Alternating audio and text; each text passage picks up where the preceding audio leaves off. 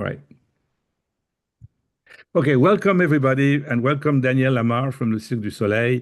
You are all welcome to the University of Fordham University, and the class is the Innovation and Managing Growth. And this is in the Organization Leadership PCS program. And really, I'm very happy and very, very happy that Daniel accepted this invitation to meet with the students who are, in fact, and that's really an incredible thing that happens this year. There must be a reason I'm not sure about, but there is some professional dancers in the class, in a good number of them, and there is some other performers that are professional performers, and this is why I, in fact, changed my class and my course completely and moved it to performing arts and how to lead and be a leader in performing arts, which is another kind of idea. So this is why we are with Danielle, and it's a very good way to start a semester is to be with a professional and a figure in this industry. So thank you again, Danielle. I'm glad to be here, and I hope I can be helpful. Yes, yes, I'm sure you will be extremely helpful. So maybe I'll take the first, I will ask you the first question, which is not going to be a very academic question, and then we'll have everybody else to participate, and I invite everybody to participate. My question is about you and those days, what happens by you in your life, and if you can, because you have a long title, explain also in a few seconds what you're doing exactly at the Cirque du Soleil today in 2025. Yeah, first of all, I used to be the owner of the largest public relation firm in Canada, and I sold my share to my partners to become the CEO of a TV network. And after that, I joined Cirque. That was 24 years ago, and I've been the CEO for many, many years.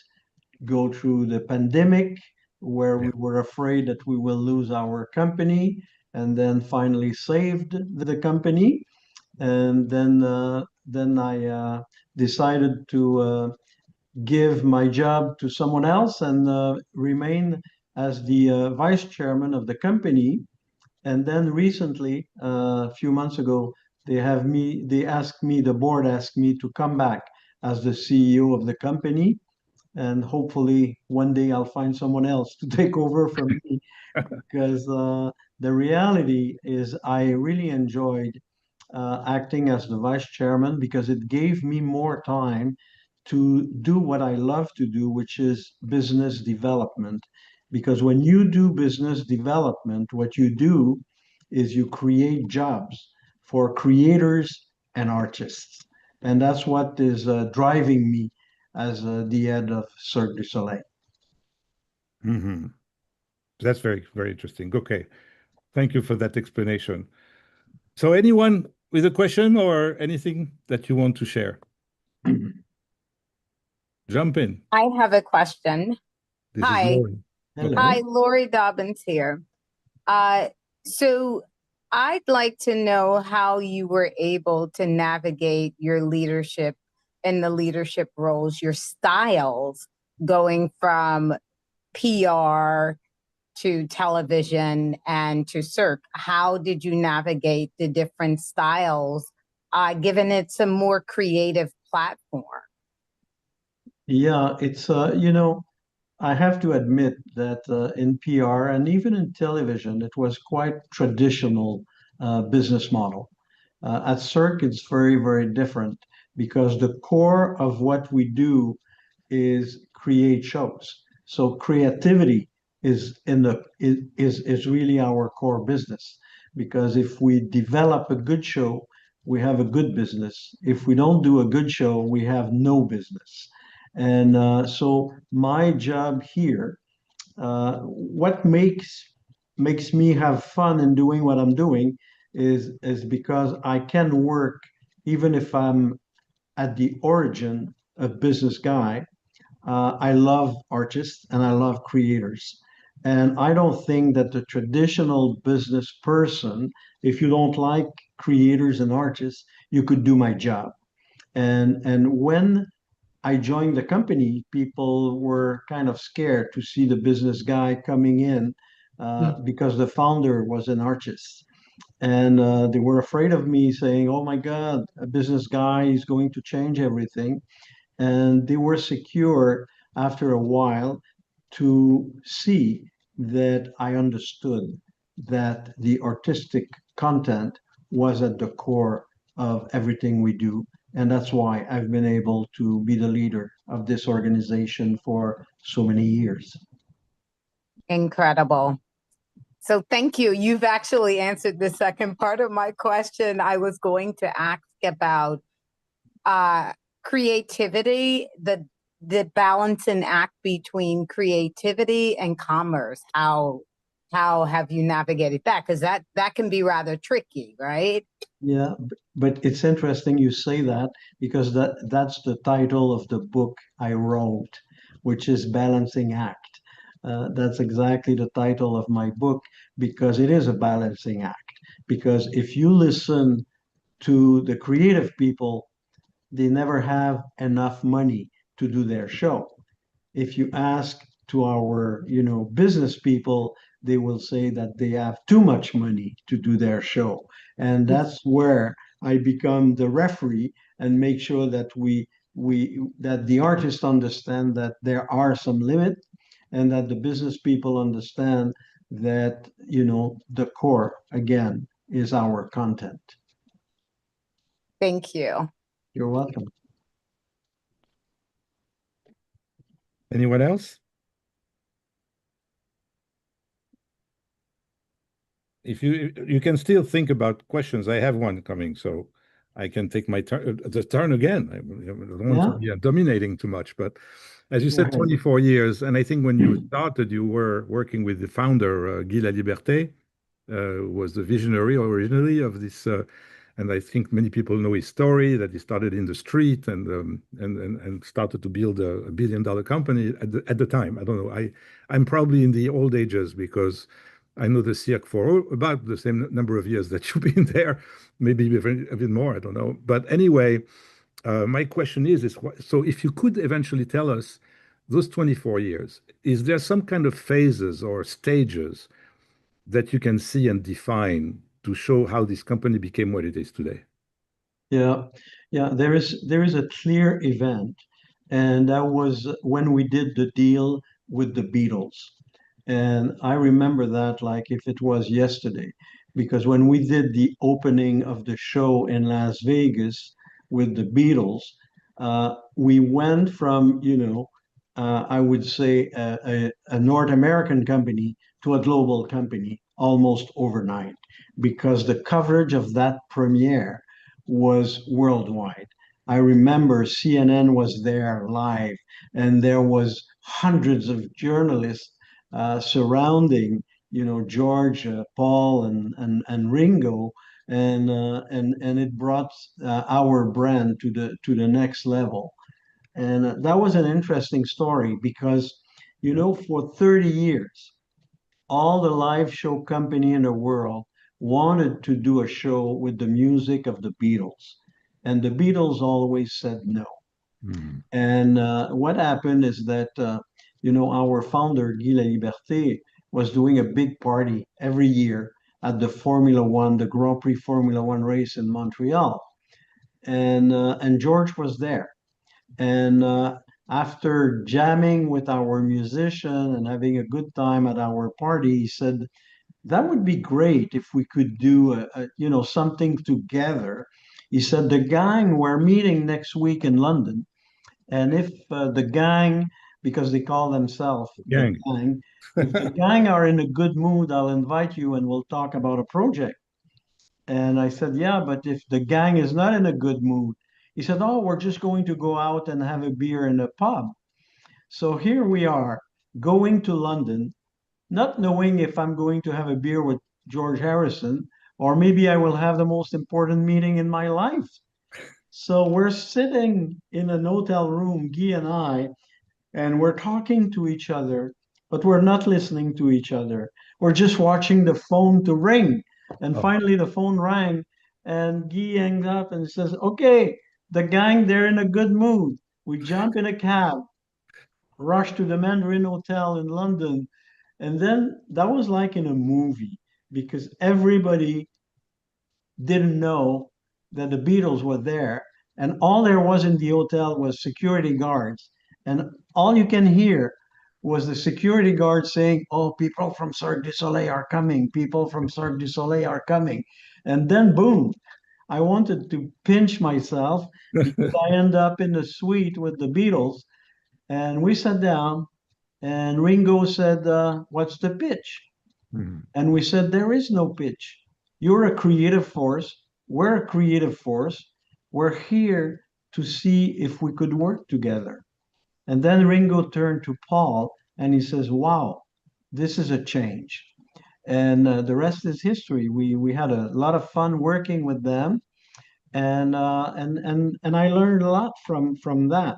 I've learned first to seize the opportunity because we went to London not knowing if something will happen.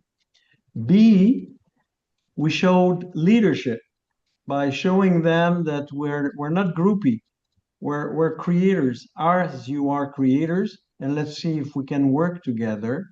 And then we've been very respectful of each other when we had to develop the content together. So I spent a little bit too much time, but I thought the story was worthwhile. It's a great story. Yeah, definitely great story.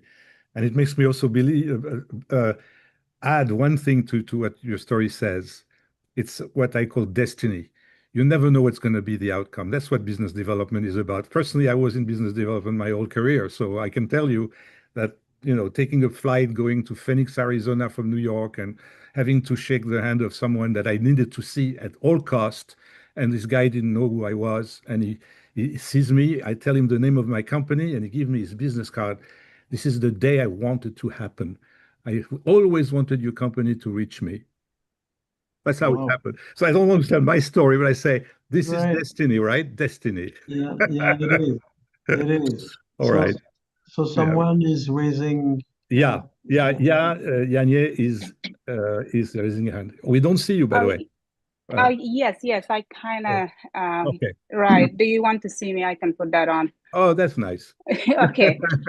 So I have a question for Delmere. Do you only work in music business? I work in fashion, and right now we're creating a TV show that I can't talk about. Like I have to have you sign an NDA. So my question is, do you work in do you only do music, or you can also do reality TV? Because I may want to do a one-on-one with you for advice Oh. or yes. Yeah. Yeah, is a design is a model. Yeah. It's a shame you don't put yourself on the image because you're a model, but she's a model, fashion model, Yes. and is coming from where do you come from already? I don't remember. I'm from Gambia, West Okay, Africa. So I yes. was scouted and I was brought to this country to work in fashion. So I've been in the business for 15 years. So precisely, what is your question exactly? My Besides question, to see. does Delmere, do you only work with the musicians, or do you also do reality TV and, you Ah, know, yeah, just, the reality TV now we all are obsessed with, we always I would say 99% of what we do is live show. So we don't do reality TV. We don't, there are some documentaries that are going to be done and are shooting right now about Cirque du Soleil, but we don't do reality show.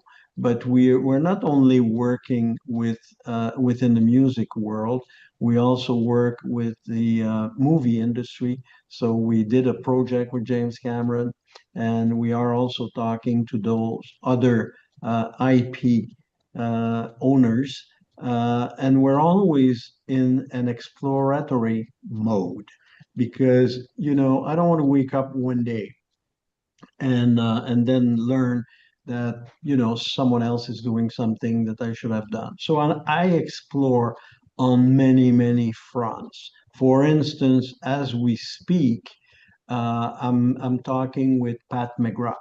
So if you're in the fashion industry, you might know of Pat. She's Oh, I love Pat. She's a yeah. makeup artist with her So, own line. I use so Pat McGrath. so Pat is a good friend of mine, and we're also looking about what we could do. Maybe could we do a fashion show? with Cirque du Soleil? Could we? So those are things that we're exploring, and we're also talking to her about maybe she could do the makeup design of one of our shows. So uh, I'm just mentioning her and James Cameron to show that we have a diversity of people that we work with in order to define what will be our next breakthrough. Mhm. Yeah, that's Interesting. yeah, that's amazing. I love Pat. I actually worked for Pat when the very beginning when she was doing her own line and testing it out. But I think now she's working for Louis Vuitton or Chanel. Yeah, she's working with Louis Vuitton. Yes, Um, yes. yeah, and but she's also still doing the makeup design of most of the main fashion designer. Right, right, right, right, right. Yeah, well, that's amazing because the programming that we're doing is all fashion show and it's fashion and it has never been done. Very good. Yeah, Yeah. no, that's a very good angle, and yeah, is interested in this course because she also wants to see the business side of things. So like every students here, there is a question on the discussion chat on the chat from Ellen, who says that it's evident that being a risk taker, it leads you, Danielle, to great success. But how does do you recover when the risk doesn't work? That's the question. Yeah, yeah, that's a very good point. Yeah, So, in fact, to me, it's very, very important from the get-go that you're not afraid of failure. And I did a lot of mistakes in my life, and I'm still doing a lot of mistakes. But doing mistakes is not important if you learn from it. I remember one day Guy and I we thought that we were too smart, and we said, "Oh, we have reinvented the circus world, so maybe we should reinvent vaudeville." So we did a vaudeville show. So the people that went to see the show that had never seen a Cirque du Soleil show thought that it was a good show. Our fans that knew Cirque du Soleil hated the vaudeville show. And so much so that after a month and millions of dollars invested, we had to pull off the plug. And the lesson there was very, very simple. If we wanted to do a vaudeville show, we should have never, ever put the brand of Cirque du Soleil on a vaudeville show. Because when people see Cirque du Soleil, they're expecting a huge human performance acrobatic act. And if you don't deliver on that, your fans are going to be disappointed. The other story that I also find interesting is, in one of our show, I remember the creators coming at me and says, Danielle, we don't have any animals in our show, and we agreed with that. But here's the idea. We're going to build a mechanical horse and we're going to have it in our show. And then I went to the rehearsal, and so I see the horses and clack a clack, clack a clack. It's horrible. It's horrible. And then after the rehearsal, they look at me and they says, Danielle, we don't think you enjoy it. I said, are you kidding? I hated it. I hated it. And they says, okay, okay, okay, cool down. We're going to, yeah, just send the horse and forget about it. I said, no, no, we're keeping the horse. And he says, how come? I said, here's what we're going to do. We're going to take this horrible, huge mechanical horse and we're going to exhibit it in the creative department because I want this horse to be the symbol that at Cirque you are allowed to try things and to fail. And we're risk taker. And that's why I want us to remember and that what everybody, because everybody will ask, what is it about? And then we'll be able to explain that you can fail sometime in creation. yep. That's a beautiful, beautiful story. Also, maybe you have a partnership potential I have an idea for you, and it's Elon Musk with his robots, right? The ones that he's Yeah. coming up with. Yeah. Challenging. Yeah, Right? can I jump in on that actually? Yes. Hi, Mr. Lamarre. Thank you so much for joining us, and thank you, Dr. Pulitzer, for making this opportunity possible. This is unbelievable to get a chance to pick your mind, Mr. Lamarre. I'm a dancer with New York City Ballet. I've been dancing there for 13 years, and so I have this background as an artist. And I was recently speaking for the board of directors at an event in West Palm Beach. And one of the donors approached me and said, I have this great idea that maybe in the future of New York City Ballet, they can use an AI hologram to reconstruct Baryshnikov or Rudolf Nureyev and have them perform on the stage. And what do you think of that? Yeah. And I kind of panicked, but I was like, I took a second and I said, well, it's a live, like you said, it's a live art form and people expect to see grand acrobatics performed in person. And I said to myself, well, I think it would be better if people watched a video of Rudolf Nureyev or a video of Baryshnikov in the archive and saw what made them so special in their live performances. But I think it's more important to discover what the new talent is and come to a live performance and keep at least the New York City Ballet Organization as a strictly live arts institution. But do you see Cirque du Soleil or other performing arts institutions utilizing AI from an artistic standpoint? Or do you think, is there a place for AI to be implemented from a business standpoint and development? Do you see that happening? Yeah. Yeah. Obviously, there is a lot of debate about that. For instance, I don't know if you heard of Abba Voyage in London. So it's a show where they have developed the technology when the ABBA group uh, is acting on stage, but it's done through AI technology, and Wow. it's like a live concert, and Oh it's yeah. hugely successful in London right now, and people go there and they forget that it's not the real ABBA, that band that is on stage, and people are dancing and yelling, and it's quite impressive. Having said that, I think, this is a very successful event. Now everybody wants to do that, and everybody wants to recreate it. They want to do Elton John in Vegas, and they want to do this and that. And I think it will have its limitation because ABBA Voyage did work because it was new.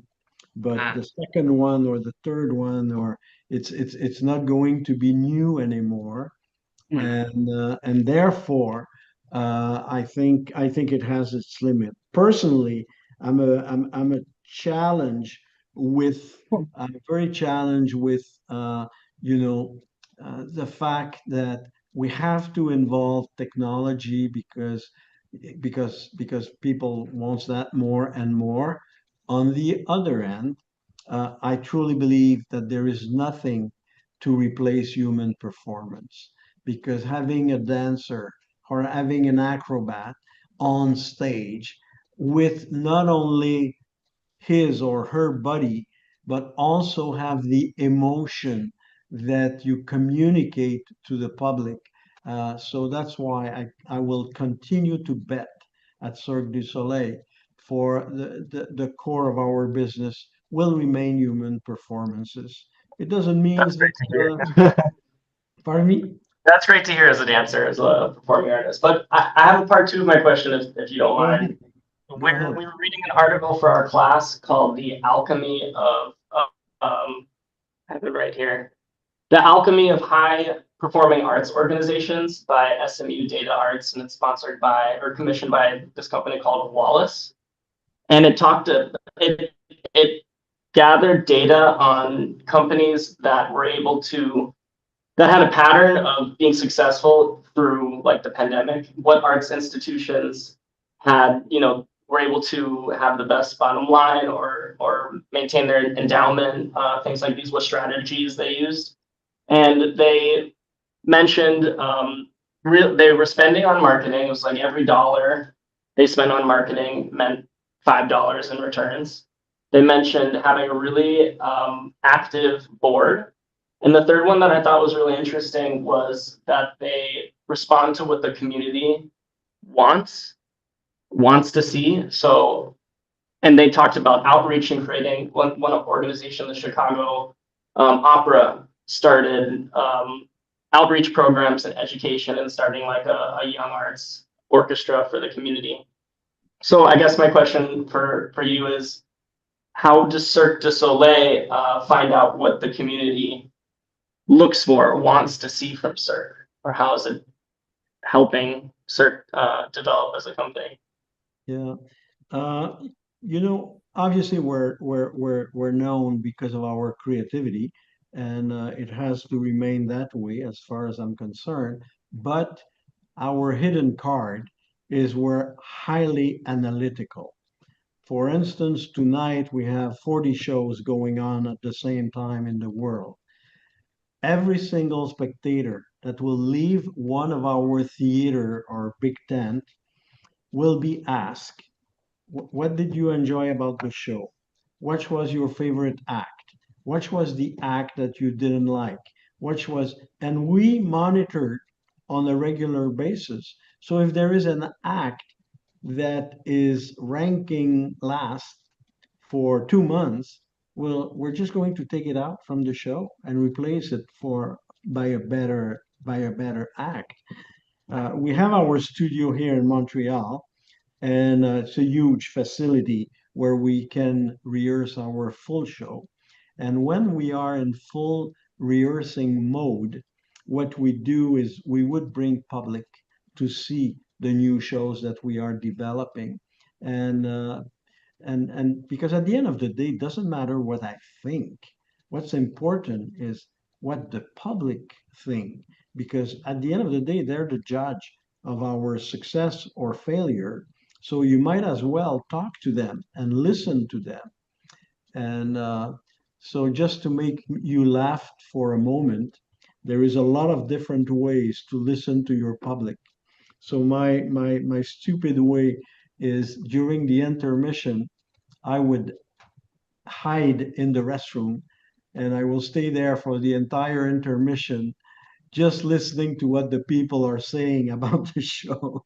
It's it's very important because people are just talking to each other and there is no screen, like they just say it as they've seen it.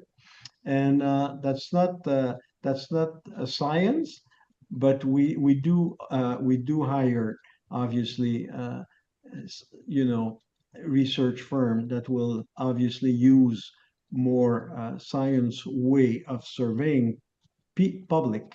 But my bottom line is this: you have to be listening to the public all the time, because the public evolves, the public change, the audience change, the demographic of your audience changes. And if you don't take stock of that, then one day you will wake up and you will not be relevant anymore. And that's my drama.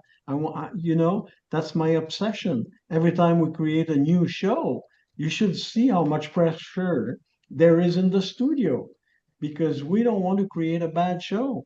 And it's not a science to create a show. It's an art. And you don't know if your show is good or not until you present it to an audience. Yep. Thanks a lot. Thank you so much. That was really, really a lot of wisdom. Thank you. I don't know how much time you have, Danielle. I don't want to. How much time do you have? Question.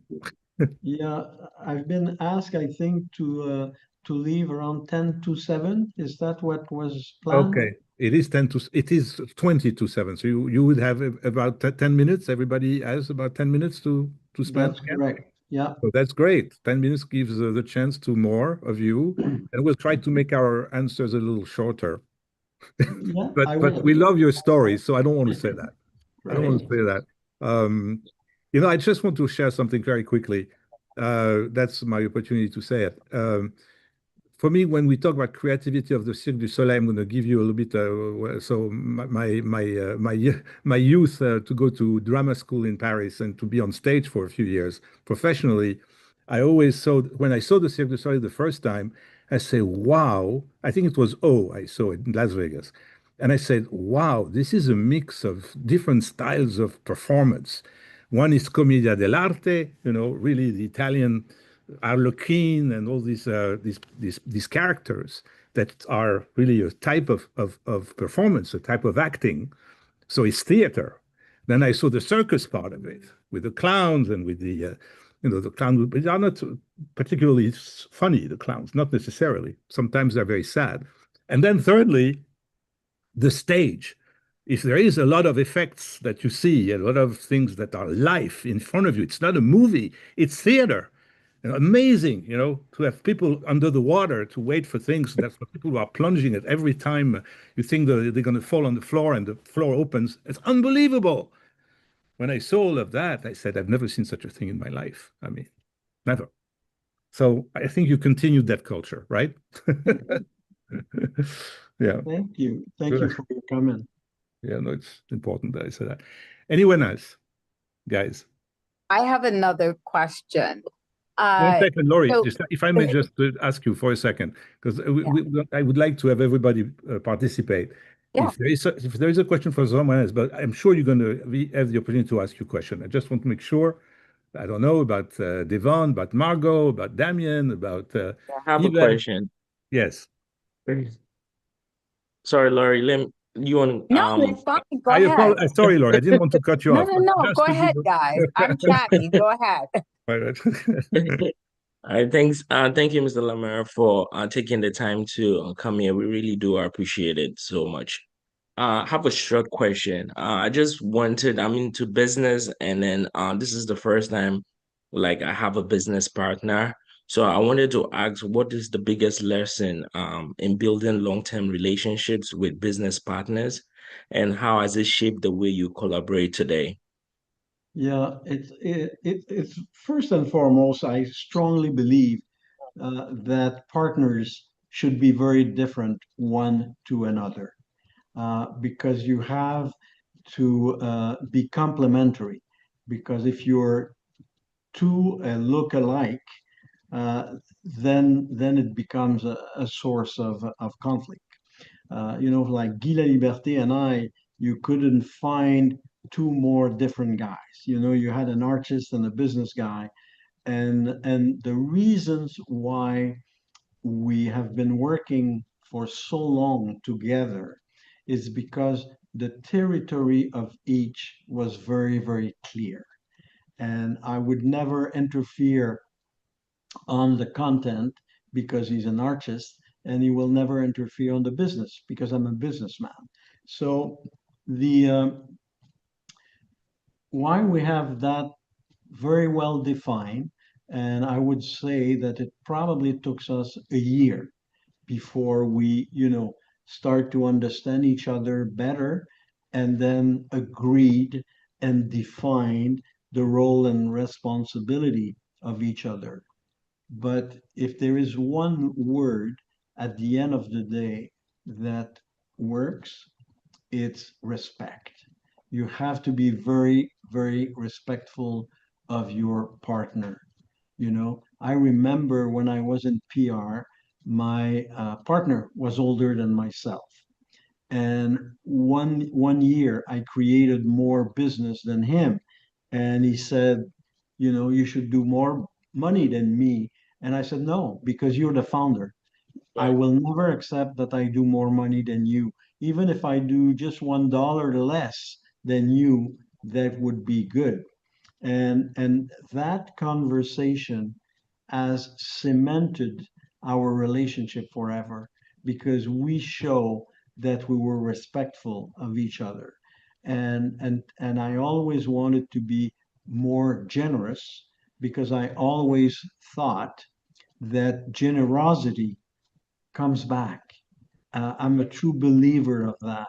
So I wouldn't mind letting go something today because I know that if I let go $1 today, $10 will come back one day. So and that's the other thing I recommend to anybody. Be generous with your partner, and I think your partner will pay you back on the long term. Thank you. Thank you so much. Okay, I have one question, right? So, in the contract of the partnership, it was supposed to be 50-50%, right? So how would you handle the situation where your partner comes back and said that we might need to give some percentage to someone who is financing the business? Mhm. How would you handle that? Because for me, it's like it's about trust and respect, like you said.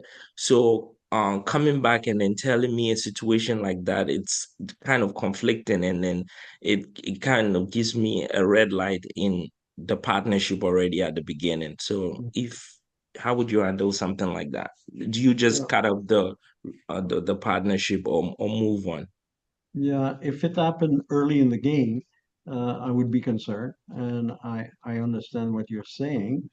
On the other end, if the organization needs money, then maybe you have no choice than dilute yourself. But if you do, let's make sure that the 50-50 partnership between you and your partner is still respected. So in other words, if you have to give up 10%, uh, then both of you should be, at the same level, 45-45. And that's what I will be, making sure that it's happening. The other thing I will make sure is that he cannot at any given point become a majority with the other partner, because then Yes, then then that then is what. then you're, I'm sorry to say that, but then you're fucked. No, Mr. Lamarre, the second partner is his brother. The financier is actually his twin brother. So that is really conflicting with the majority Yeah, part of the business for me. Yeah. yeah, Good yeah. point. Good point. So we're reaching Thank you. the 1 minute. In 1 minute, I think Daniel has to leave.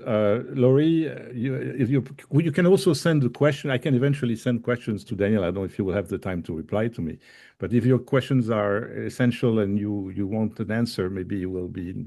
You has been so kind already to share this time. But anyway, I can always send them to him. Maybe he Yeah, can. that's fine. That's fine. Okay, because I don't want to delay him. He said he Yeah, needs yeah, to that's leave. fine. I get it. I And get it it. is 6:50 But exactly but now. I can, on my theme of generosity, Okay. I can spend extra time to answer that last question. Okay. So go Wonderful. ahead, Thank you. Laurie. Thank you. So I am in the music industry. I've been there over a decade. And I do have a question regarding crisis management. I know when COVID hit, we went through a very hard time in reinventing how we're going to generate income, especially in managing clientele. How have you guys gone through and navigated that ship? And what do you intend to do in the future, God forbid, another crisis like that hits? Yeah. Listen, we came very close to lose our company because we spent, as you know, many months without shows, without revenues. Yeah. But the one thing which is important in our industry is the only asset you have at the end of the day, or the main asset you have, is your brand. And the reasons why we're still alive today, it's because of our brand. So what we did when the company was shut down with the pandemic, we have created a network called Cirque Connect, and we have presented every week content of our shows, of behind the show, to remain present. At the end of the exercise, 12 months later, we had reached out to 72 million people. And that's how I've been able to convince the banker to support us, because I told them there is 72 million people that are waiting for us to come back. And I guess my point here is that even if you're in a crisis like the pandemic, there is always room for creativity. And I always said that what is the best trigger to your creativity is when you put in the middle of the table a problem and you say, I have an issue here. How am I going to resolve it? And that's where your creativity come at stake. And that's what we're doing. If there will be another crisis, we will come up with either resurrecting the Cirque Connect or reinvent something else. But we would go back to the drawing board and to the drawing board, and we will be looking for immediate solution. That's great. Yeah. Thank There's a lot of you. wisdom here. Thank you so much, Danielle. I cannot thank you enough on behalf of everyone. And again, if there's any other questions, send them to me, and maybe I'll convey them if I find them really very interesting. Okay, if I may. Thank you so much. Thank you, Danielle. Good Be luck well. to all of you guys. Thank Thank you you. so Thank you. much. Thank you. Thank you so much. Thank you. Thank you. Stay with me, guys. Okay. Right. Let me